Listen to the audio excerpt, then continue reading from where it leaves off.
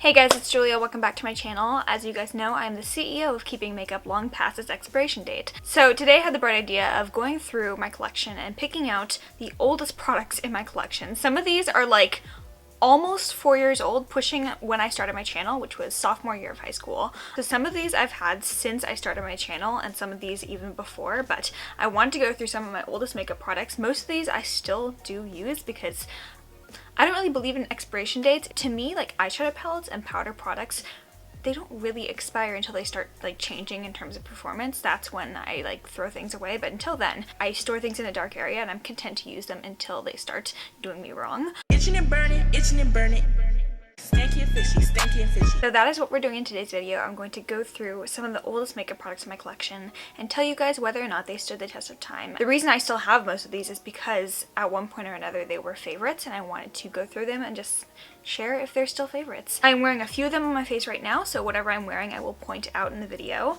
But besides that, I hope you guys enjoyed this video. Full details of this look should already be on Instagram. Look number 5 or 6 in my palette series. I'm doing a look with every single eyeshadow palette that I own in my collection, so if you want to see a series of 52 very diverse looks, go ahead and follow me on Instagram to follow along that series. But without further ado, let's get into some of the most expired makeup products I've ever owned. Alright, I have quite a few eyeshadow palettes to talk about in the video because when I was first getting into makeup, eyeshadow palettes were, and still are, my favorite item of makeup. I think eyeshadow palettes are just the most exciting item of makeup to buy, and especially as I was like starting to build a collection, I felt like having different eyeshadow palettes was the best way to get the most out of my limited amount of makeup and create the most like fun, diverse looks. So I really loaded up on the palettes, and one of my oldest is what I'm wearing on my eyes right now. This is the Naked Heat palette. This was the first Naked palette that I ever actually liked. This is coming from somebody who's tried almost all of them with the exception of I think the Naked Reloaded and the Naked Cherry, but those two I would probably say would be the same formula as the updated Naked formula that started with Naked Heat. You guys know Naked Honey is my current favorite, but Naked Heat is a close second, and then 1, 2, 3 and Smoky. Bitch disgusting. Anyways, I remember this palette coming out and being like the most hyped release of summer. I was so excited about this one, and like this is a color story that wouldn't necessarily get me excited today, just because it's a very much played out color story of warm tones, and this is honestly pretty close to being a monochromatic palette. I feel like almost every look that you get with this one definitely look like I made them with the Naked Heat, which is good for palette unity, but also there are a limited amount of things you can do with this palette. That being said, I just have a soft spot for this one, and I really do love this a lot, especially if you're into these kind of like reddish toned, more like terracotta-y neutrals. I feel like this is not so much orange. Like the Morphe 35O was something that was being compared to this when it first came out, and I really didn't see the comparison because that is a like true orange, whereas this palette is more on the kind of like reddish, burnished, has like a little bit of a pink tone to the oranges, which I think is really unique and beautiful. So this is the star of today's eye look. I think this is a really beautiful kind of like neutrals palette without being fully neutral. For a palette that's over 3 years old, I think this still performs like it did when I first bought it, and I think that's awesome. I think there are better formulas out there, but I still really love my Naked Heat, and it just holds a very special place in my heart. And of course, the infamous, the Modern Renaissance palette. Oh my god, ears and ears. This is my original Anastasia Beverly Hills Modern Renaissance palette that I've had for over 3 years now. My grandma bought me this one. I've hit pan on 2 of the shades in here, Tempera and Golden Ochre, and I'm working on panning a few others. Buon Fresco I think is going to be the next one to go, but I don't know what to say. I love this palette and I still love this one. I've seen more people actually decluttering this recently, which is like kind of shocking to me, but also kind of not, especially because this is like not a color scheme that's necessarily revolutionary anymore.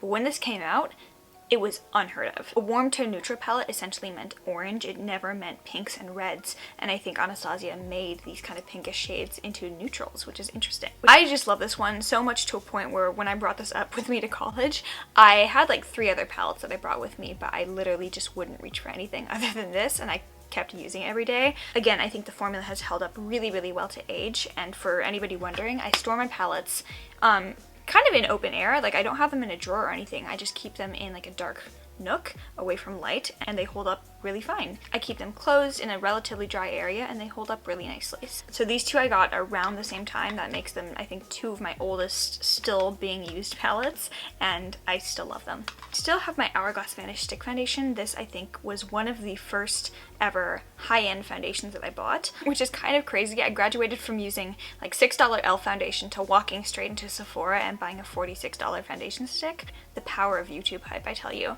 But this was by far the most hyped up foundation in like 2016, 2017 when I started getting into makeup. Everybody loved this formula, especially a lot of people with drier skin. I remember Kathleen Lights, who has dry skin, was recommending this a lot. So in my early days, especially in the early days of my channel, I was using this and saying that it was my favorite foundation ever. And maybe it was, because I didn't really have a huge reference of foundations. I tried like maybe 3 different formulas and I was like, yes, this Hourglass one is my favorite. I am in the shade Bisque. This is a really good shade match for me, but I just don't really love this formula anymore. I feel like stick foundations just usually are not good for my dry skin, and I've tried ones that are meant to be geared more towards dry skin, so the Makeup Revolution one. I've tried so many different primers with this, so many different methods of skin prep, and I just don't like how this one looks. And even when I can get this to look good on my skin, I still prefer the way that liquid foundation looks. So for me, this is something that I'm going to use up hopefully very soon. I've got like a decent amount left. I definitely think that I can use this up, and it's something that I will not be repurchasing, not only because of the price. I just think that there are better, even like high-end foundations that are $10 less that are a lot better than this. So for me, this product did not really stand the test of time, especially as I got to try out new formulas that are more tailored towards my skin type. This just, yeah, no. My good old Laura Mercier powder. As you can tell, when I was like starting to build my makeup collection and starting to build my channel, I was really focusing on purchasing makeup products that were very well known on YouTube. I was and still am a huge YouTube watcher, so I would just be watching bigger beauty YouTubers, and everybody had and loved and recommended Laura Mercier translucent powders, so of course that's what I got as my first powder. I still have this and I'm wearing it today on my face, and when I used it today, it was probably my first time using this powder in about 6 months. I really have not been using powder on a daily basis at all. I really at this point only use powder to set down my under eyes and a little bit in my forehead wrinkle up here, because it's a foundation. If I don't like set it down, especially because I wear dewier stuff, it will like kind of collect in there if I don't just do a little bit of powder up there. But other than that, so forehead and under eyes, I really like how my face looks not set at all. But I keep Laura Mercier in my collection just because this is probably the most long wearing powder. So when I need my makeup to like be set in place and locked down, this is what I go for. If I have like an event, if I'm going to like a brand event or a beauty guru thing, or just like any type of event, this is something I go for. I feel like it also has a really nice quality of like blurring to it. So even though I don't really use translucent powder on a daily basis anymore, I still recognize this as like one of the best translucent powders. So between this and then my beloved Hourglass Veil translucent powder, this is something I would use all over my face to set down my face but still keep that dewiness going on. This definitely doesn't like preserve the dewiness of any foundation. It will make my face matte, which is like not my ideal setting, but it does lock my shit in place for extended hours. So this is a very dependable powder, and I still think it's one of the best formulas. Okay, so well, I did make many dumb purchases of makeup when I was starting out my collection. Something I was never dumb enough to do was spend $20 on a piece of foam. I've always been vehemently against buying beauty sponges from Beauty Blender itself, just because I think $20 is so stupid. So when I was starting out, I would buy only Real Technique sponges. This is obviously like not the original sponge I have, but it is like one of the first makeup products I ever purchased. I also bought the body sponge. I remember when Casey Holmes, I think, back when I watched her, was recommending this like all the time for doing your foundation really quickly. So I bought this as well. I haven't used it in a while because,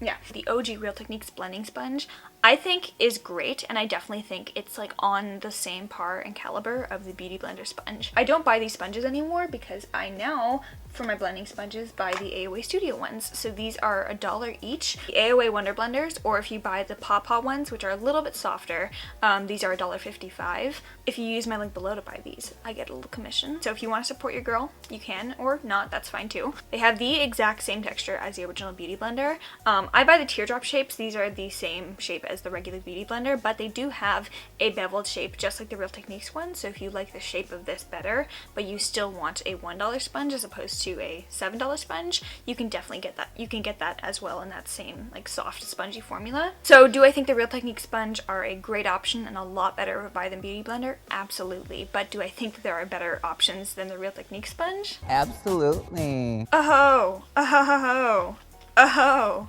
oh. Oh, I remember this. This was like the renaissance of my makeup exploration. The original Morphe Jaclyn Hill palette, I remember being so incredibly excited when this came out. And this was like my first ever palette that had like actual colorful shades in it. So I think before this I owned the Modern Renaissance, the Master Palette by Mario, and then the Naked Heat. So those were all like warm toned, pretty much neutral palettes. This was my first dose of like a colorful, almost rainbow palette.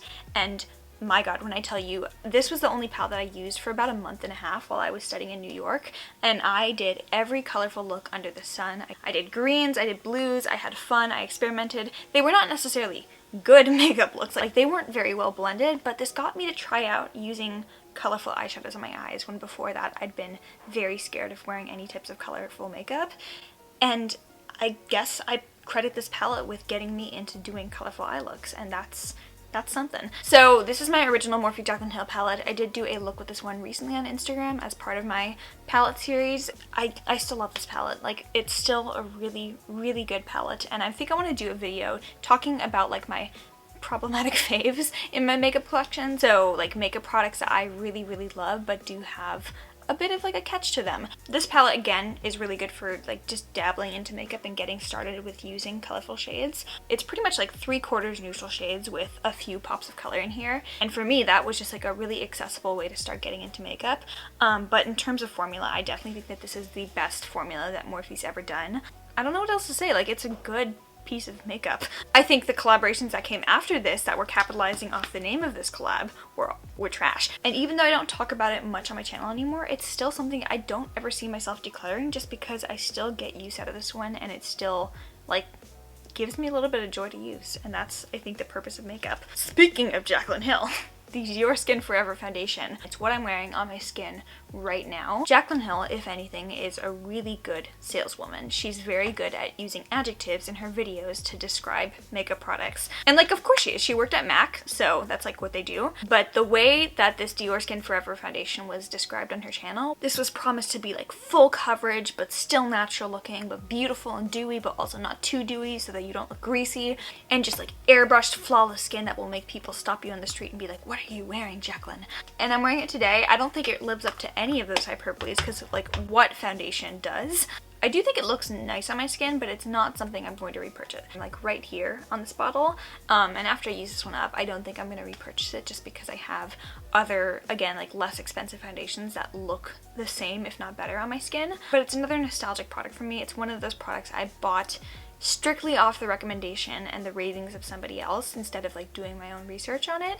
A lot of the time when that happens, I don't end up liking the product, but sometimes I do, and this is one of those things I did end up liking, but it didn't live up to the crazy adjectives, because what could? Oh, speaking of glowy skin, my Hourglass Ambient Lighting Edit palette. This is the volume 1. I think they're on volume 5 now, so this is like really, really old, but they come out with a ambient lighting edit palette every year for holidays, which basically includes 6 of their cheek products into one palette, and it's a very expensive palette. It's still a lot less expensive than buying the individuals of all these, so every year when they come out these, I generally feel like the ambient lighting edit palettes are a pretty good deal for what you're getting from Hourglass. And this is the OG one, so you've got dim light, iridescent light, diffused light on the top, and then we've got luminous bronze light down here, one of my favorite bronzes ever, luminous flush, and mood exposure, which is one of my favorite blushes.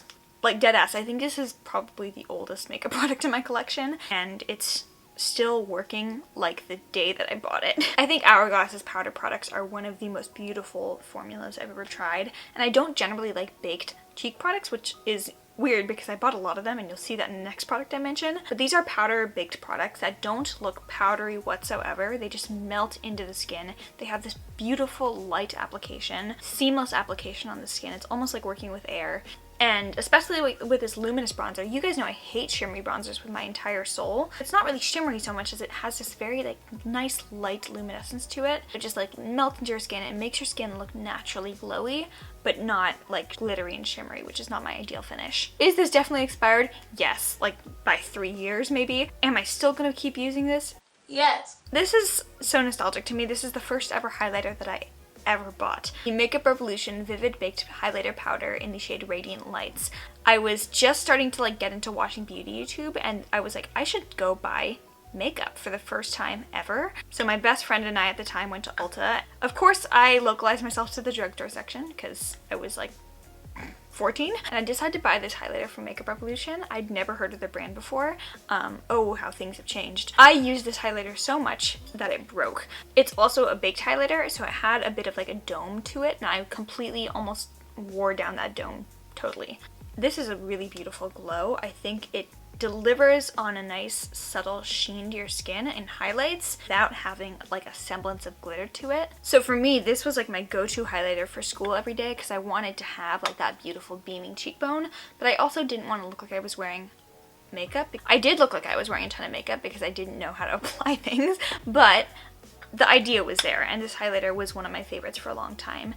It is something I think I'm going to declutter because I just don't really use it anymore, but oh, the memories. So that was my subtle highlighter, but I also had the Anastasia Beverly Hills Nicole Guerrero Glow Kit. This was my favorite glow kit of all time, and they just brought this back, so it's back in stock. I'm wearing this on my cheeks right now. I have the shade Glow Getter, which is like one of my favorite goldy champagne shades ever. But truly, these are the only pink tone highlighters I have ever tried on my skin that don't look weird. I have very like warm yellow undertones to my skin, and most of the time I feel like pink highlighters really clash on me, but these don't for some reason. These are definitely blinding highlighters, so I wouldn't recommend this if you don't like a very metallic sheen, but I also feel like these are insane, and this gave me a very nice introduction to the Anastasia Beverly Hills Glow Kit formula. Kind of interesting to me that I'm making this video and this is back in stock when it's been gone for like 4 years. This was like my first ever liquid lipstick purchase. I was going to Ulta like all the time with my former best friend because we were both really into beauty YouTube,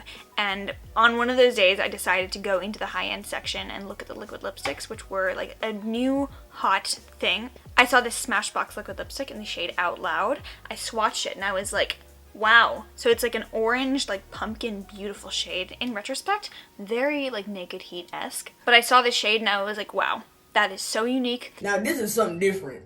Ain't nobody do this no more. Ain't nobody dressing like this. I have to buy this lipstick because nobody else makes this color.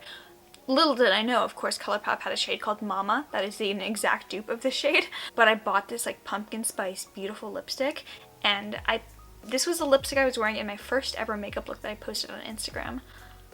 Memories. It's like really dried out now, and I can't really use it that much unless I add a little bit of oil to it, so I can still use this one, and I still think that the shade is absolutely stunning.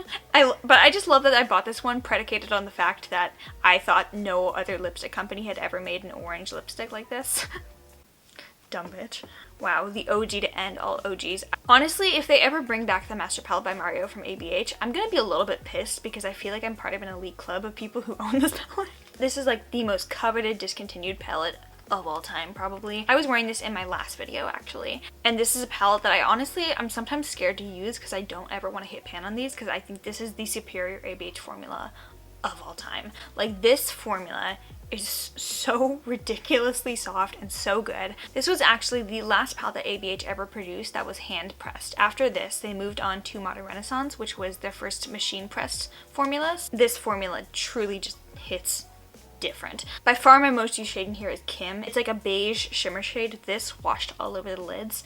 Perfection. I do think this is a very dupeable palette, but the formula is incomparable in my opinion, and it's just something that I love having and still love using. Skincare is something I do think expires and that you should definitely pay attention to the expiration dates on, so I don't have a lot of my OG skincare products, but something I do still own is the Tatcha Classic Rice Enzyme Powder. Obviously I have a tester size because I could not and still don't really want to buy like full-size Tatcha. This is an enzyme powder, which is one of my favorite forms of gentle physical exfoliators. You basically pour this powder into your hands, you get your hands wet, emulsify until you get a nice foam, and then you just kind of lightly And I have just like been getting back into gentle physical exfoliators. I used to watch this skincare channel who I recently unsubscribed from because he was getting on my nerves, who basically said that physical exfoliation is like the devil, and he was like essentially demonizing something that can actually be really good for your skin. While I do think chemical exfoliants are a really great resource in your skincare routine, I think gentle physical exfoliants like these enzyme powders are a really great thing as well. So I do like this product a lot. I have found a cheaper, just better alternative to it. So this is the Good Molecules Pineapple Exfoliating Powder. Pretty much the exact same as this. You just pour it into your hands, wet it, lather up. This one just uses rice enzymes, whereas this one has a few fruit enzymes as well, which I feel like gives me a little bit of extra like softness to my skin afterwards. Oh, I love both of these, and I know the huge trend in the community is like, oh my god, physical exfoliation. The devil. I don't think that's true at all, and if these types of products work for you, more power. Another Jaclyn Hill recommendation. The woman never stops. Tell me if you guys remember this. This is the Sleek Makeup Highlighting Palette in the shade Solstice. This, wow. Wow, wow, wow. But this was basically recommended as the most blinding highlighters that you can get from the drugstore.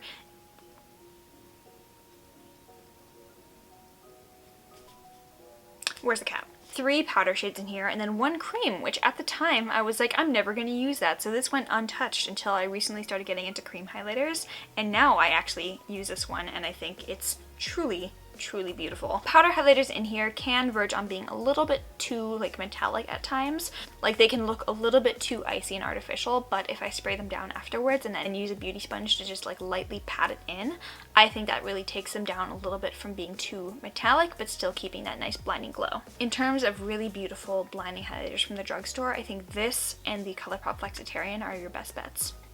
Okay, 3 more things. The Tarte Amazonian Clay 12-Hour Blush in the shade Party.